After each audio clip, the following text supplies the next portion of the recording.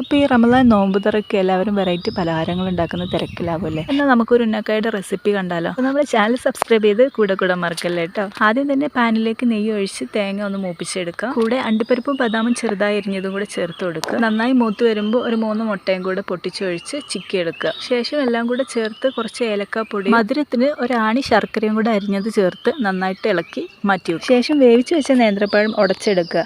ഉള്ളിലെ കറുത്ത നാര് കളയുന്നവർക്ക് കളയാട്ടോ, ഇല്ലെങ്കിൽ കുഴപ്പമില്ല. ഇനി പണി വരുന്നത് കൈ കൊണ്ടാണ് കേട്ടോ. എണ്ണ പുരട്ടിയ കൈയിലേക്ക് വേവിച്ച് വെച്ച പഴത്തിൽ നിന്നും കുറച്ച് മാവെടുത്ത് പരത്തി അതിലേക്ക് നമ്മൾ ആദ്യം ഉണ്ടാക്കി വെച്ച് ഫില്ലിങ്ങും വെച്ച് ഉരുട്ടിയെടുക്കുക. വലിയ പണിയൊന്നും ഇല്ലേ, ഇങ്ങനെയൊക്കെയല്ലേ പഠിക്കുള്ളൂ. അങ്ങനെ ഫില്ലിങ് നിറച്ച ഉന്നക്കായ റെഡി. ഇനി നമുക്ക് പൊരിച്ചെടുത്താലോ.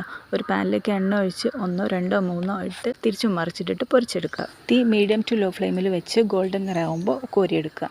അപ്പോൾ ഇതാ ഷുഗർ ഉള്ളവർക്കും കഴിക്കാൻ പറ്റുന്ന അടിപൊളി ഉന്നക്കായ റെഡി. അപ്പോൾ വേഗം പോയി ഉണ്ടാക്കിയിട്ട് ഫീഡ്ബാക്ക് അറിയിക്കുക. കൂടെ ചാനൽ സപ്പോർട്ട് ചെയ്യാനും മറക്കണ്ട. അപ്പോൾ റാഹത്തായിട്ട് ഉന്നക്കായം കൂട്ടി നോമ്പ് തുറക്കുക.